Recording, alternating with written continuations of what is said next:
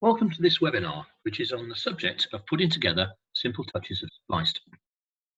I'm going to look specifically at how you put together touches for practices, rather than composing quarter peals or peel compositions, although the basic principles are the same. The aim is that if you need a touch of Spliced for a 6 or 8 bar practice, you would be able to put something together and call it. To get the most from this, you'll already be able to call touches and ring a few surprise methods. I'm not going to explain terms such as lead end, above work, or coursing order, but hopefully, even if you don't understand those, the meaning will become clear. Let's get started.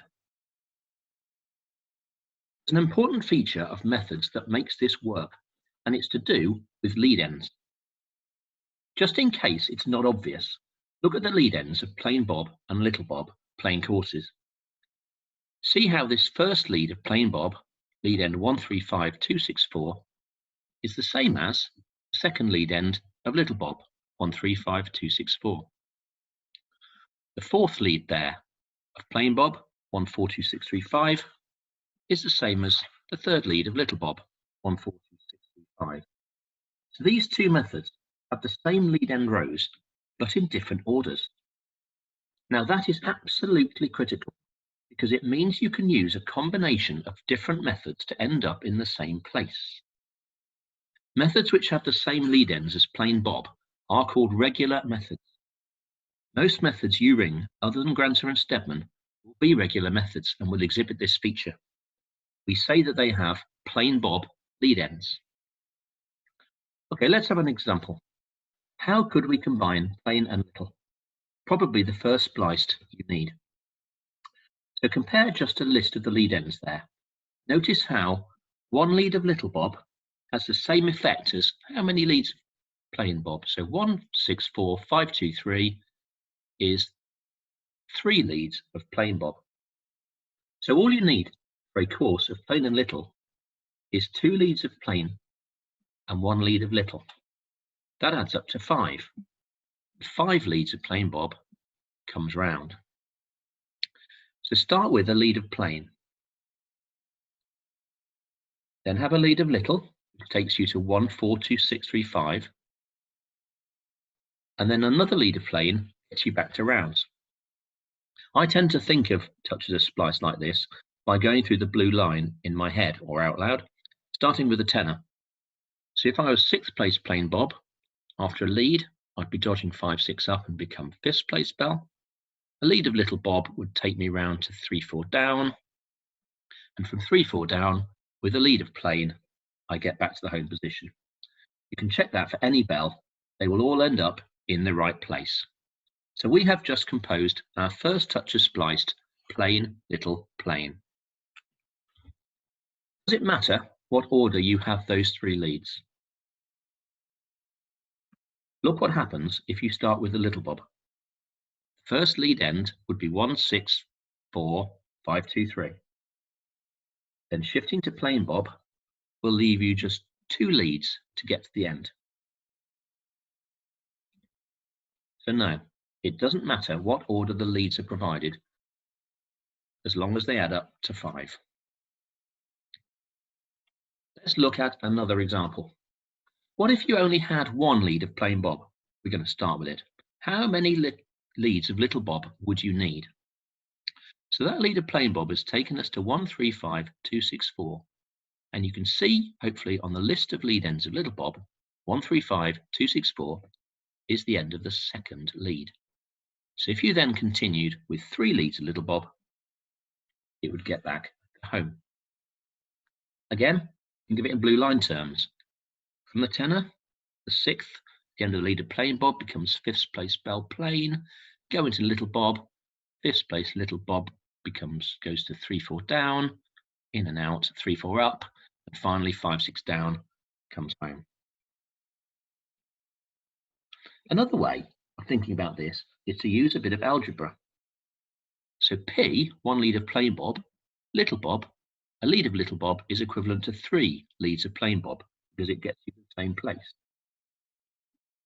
So PLLL, if you add them together, that's 10 leads of plain, divisible by 5, so it comes round. If you ran 10 leads of plain bob, it would come round. Next, we are going to consider whether any touch without bobs can be longer than 5 leads. Now, you might like to think about that for a moment. That touch is longer than 5 leads, 3 leads of plain bob, 4 leads of little bob, and it comes round at the end.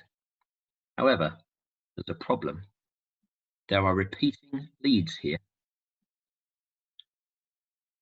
You'll notice that some of those lead ends appear twice.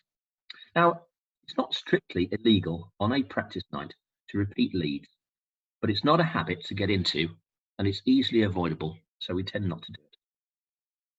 So all touches of spliced without calls are going to need to be shorter than a plain course, unless all the leads have the same lead end order. And think about a practice night touch. Touches that are shorter than a plain course of bob minor aren't really much use, especially on 6. So let's look at putting together something longer, which means we need to use bobs. Now, this is a page from the Ringing World Diary, which is particularly incomprehensible to learners. These are touches of plain bob minor. Now, you may not think that the starting point for touches of spliced is touches of bob minor, but it is.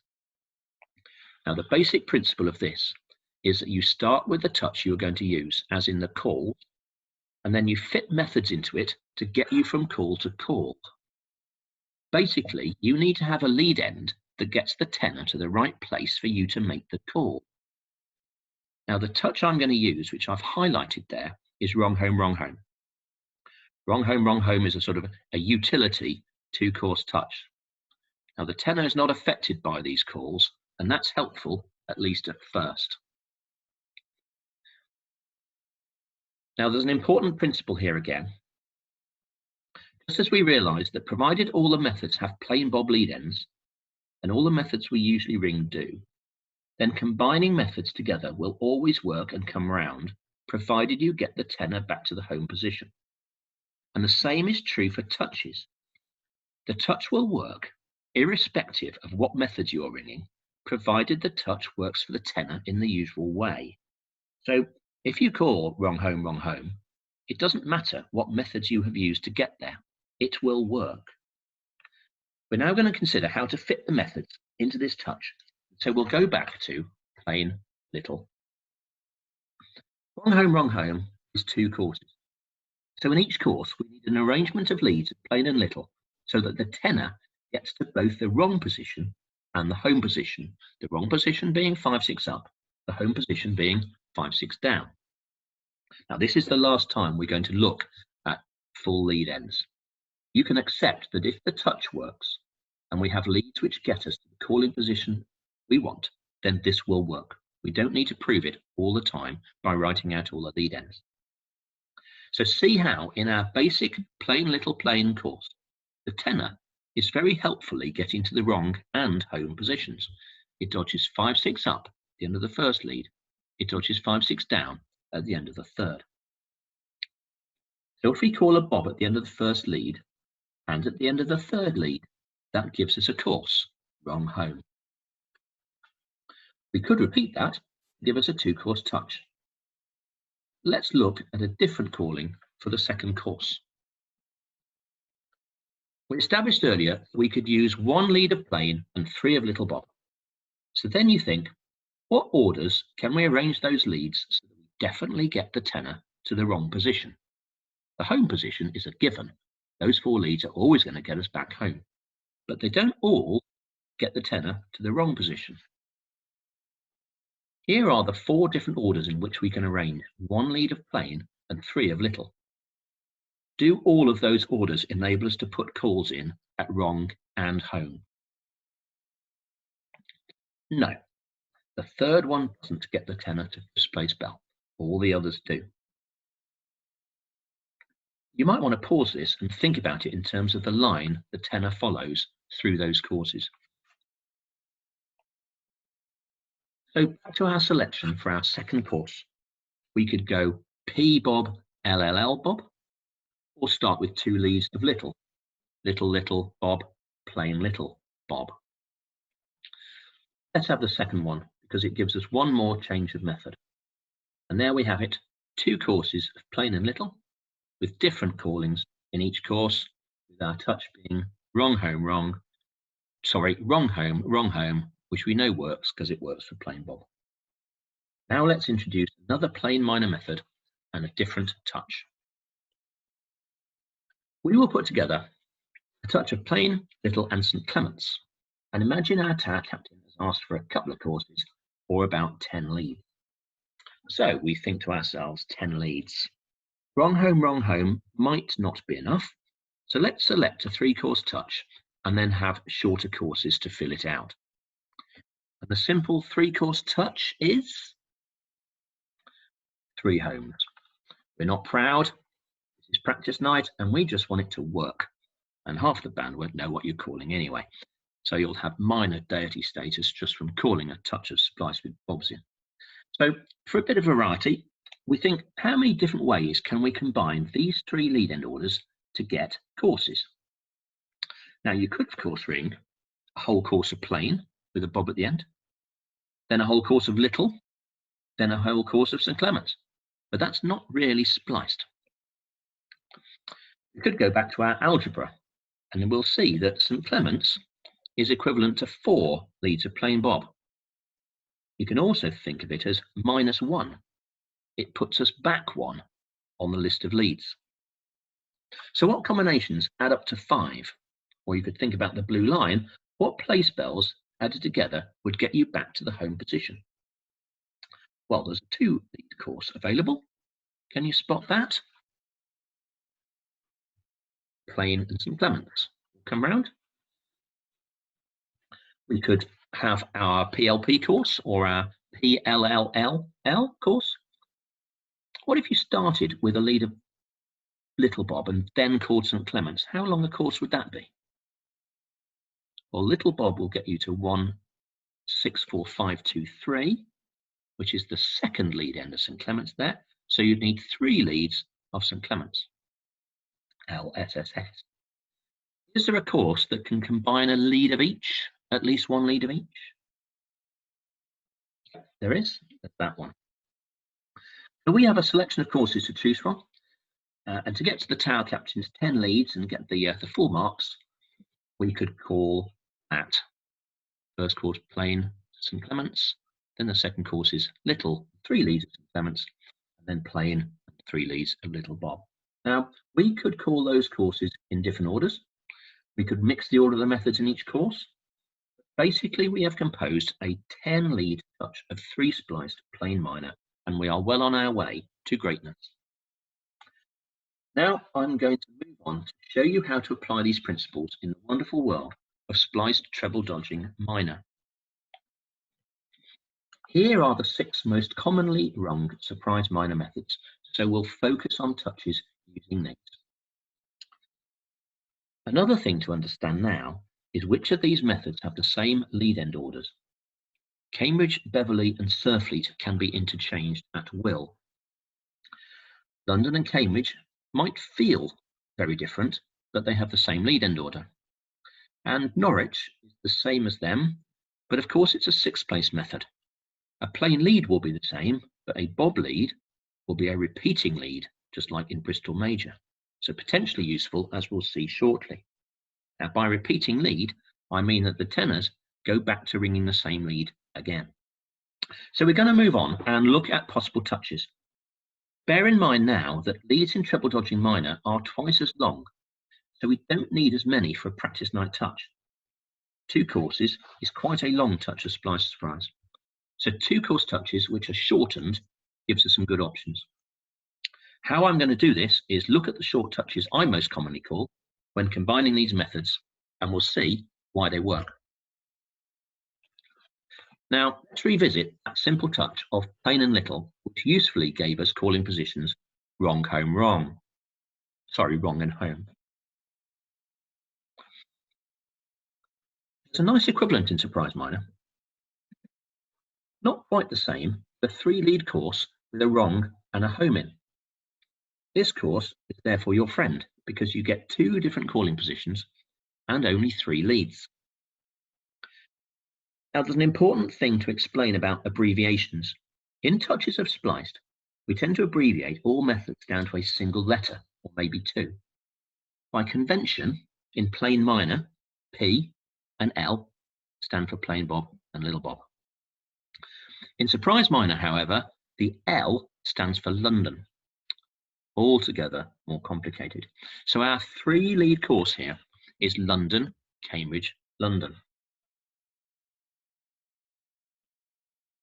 How can we combine that with other methods? These are methods with the same lead end orders slotting into the same places. So Norwich, Beverley and Ipswich, again giving us the opportunity to put in calls at wrong and home. So we could call a 6-lead 2-course touch of Spliced by calling London, Cambridge, Bob, London, Bob, Norwich, Beverley, Bob, Ipswich, Bob.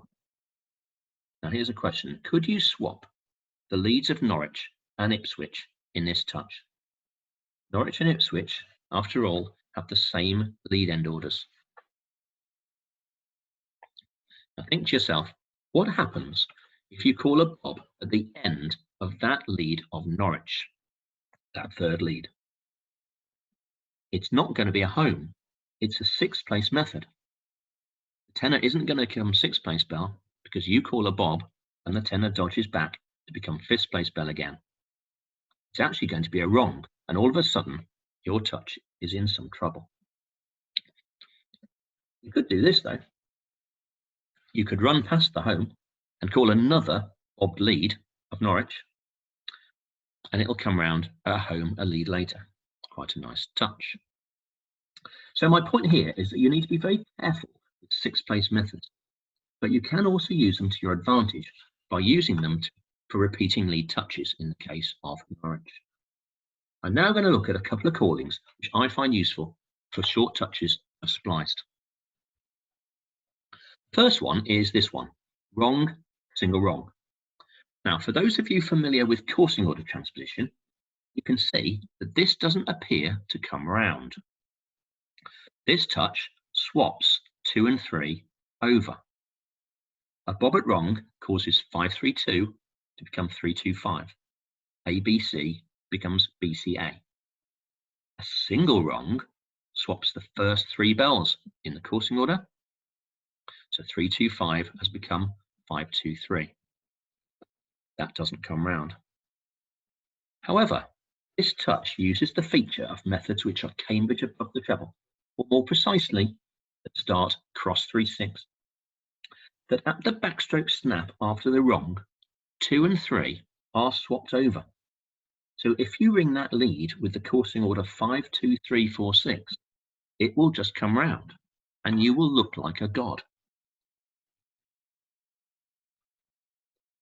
This is quite a useful touch that is between 1 and 2 courses. And what I'll often do is call a short course to start with, like that one, London, Cambridge, Bob, London.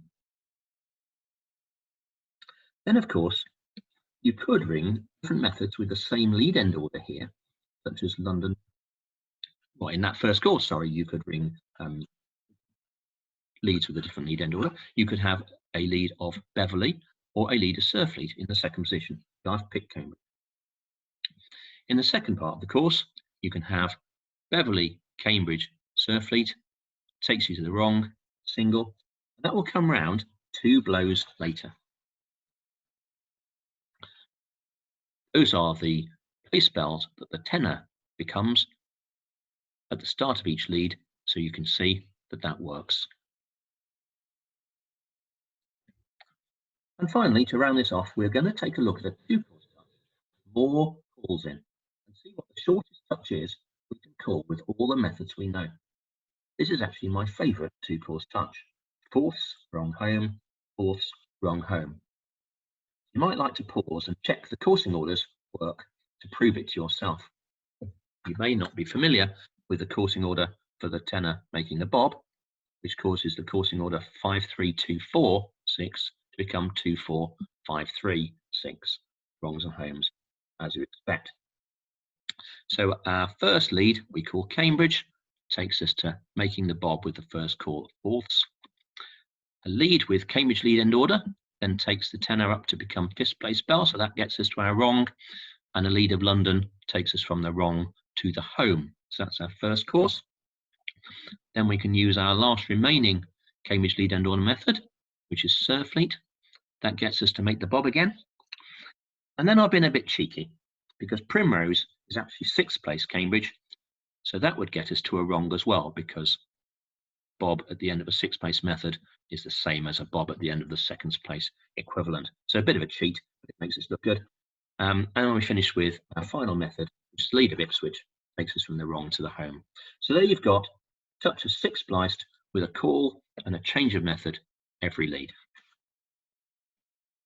So just to summarize, all the regular methods bring up the same lead ends in the plain course in some order.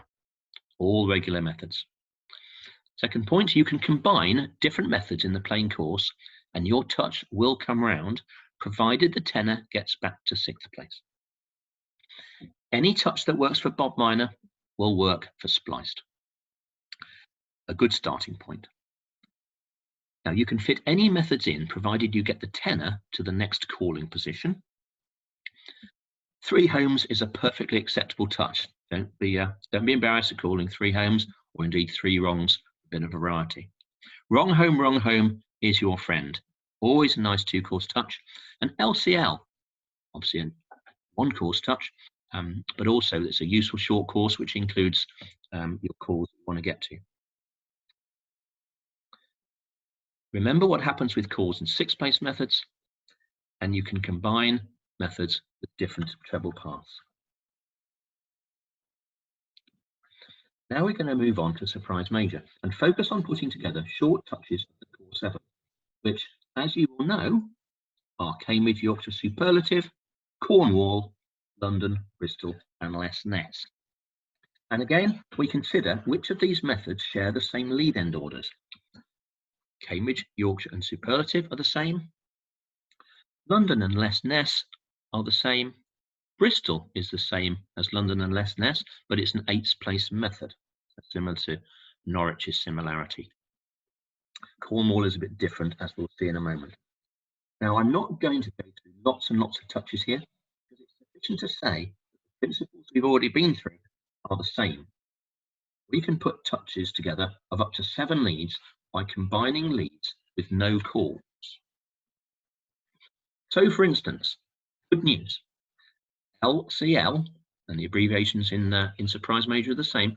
LCL works. And just look at how many options this gives us. You can have courses with middles, wrongs. They all have homes, of course. Lots and lots of variety. Note how we've already used the letter L for London. So Les Ness is usually given the letter E. Another good touch that gets used a lot is that wrong, single wrong touch that we saw earlier. Here's a good example of a touch called wrong, single wrong. So a short course to start with, and then 4 leads of the same lead end order, Cambridge, Yorkshire, Superlative, Cambridge, to get us to our single wrong at the end. And that will come round 2 blows after the wrong. Now, why is it good to start with London and then Superlative? Well, firstly, London, worth starting with, especially with a slightly weaker band, because it's high risk and you get it over with. Unless, of course, you want to practice changing direction in London, get it over with at the start. And Superlative, you often ring second like this, so it's the lead that goes from the middle to the wrong, because that lead of Superlative is a musical one, includes backgrounds and queens. So we started with that short course, and then 4 leads of B group methods to get us to the wrong. Now, we haven't used Cornwall yet, so what options does Cornwall give us? Let's just think about it in blue line terms. 8th place Cornwall becomes 4th place bell, or if it was bobbed, 8th place Cornwall becomes 6th, which makes it the same lead end order as Les Ness, London and Bristol, but bobbed. So if a lead of Cornwall has got us to 4th place bell, we only need 1 lead of a Cambridge group method for a course. Cornwall. The abbreviation C, of course, we've used before, Cambridge. So Cornwall, by convention, is given the letter W. So WC is a course. Again, we're not too proud to call 3 homes as a touch. So how about this? 3 nice short courses. You see I've used the repeating lead feature of Bristol at the end for that final course. By convention, we put repeating leads on the end of the course rather than on a new line. That's how we tend to learn it as well. So that's London superlative, Lesness, Bob. Cornwall, Yorkshire, Bob, Bristol, Bob. Now, if we were to take this presentation up a level, we would start looking at which leads of these methods are the ones with the musical rows in. Now, you'll get used to doing that. At the moment, I'm just trying to show the principle.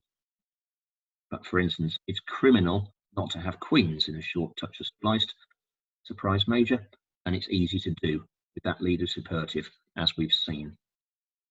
Anyway, I'm going to leave you with seeing if it is possible to ring a touch of the course 7 with only 7 leads. Now, you might want to pause this and work it out for yourself. The answer is that it's actually pretty difficult. It's relatively easy to do it in 8, but it's difficult to do it in 7.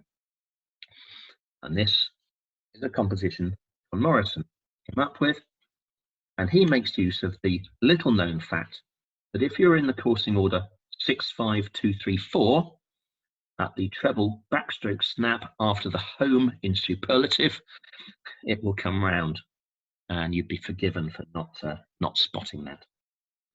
If you call that at a practice, you will look very clever indeed. So to summarize, same principles apply, surprise major to surprise minor. All regular methods bring up the same leads in the plain course in some order. You can combine different methods in the plain course and your touch will come round. Any touch that works will work for spliced.